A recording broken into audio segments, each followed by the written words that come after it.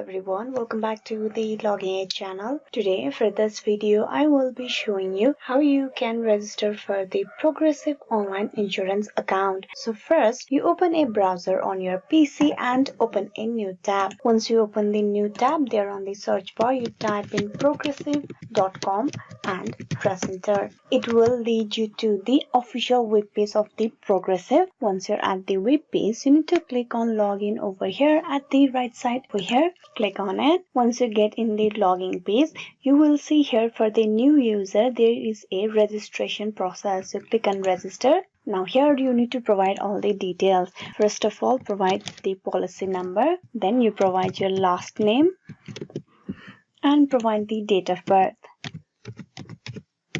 Then you provide your mailing zip code.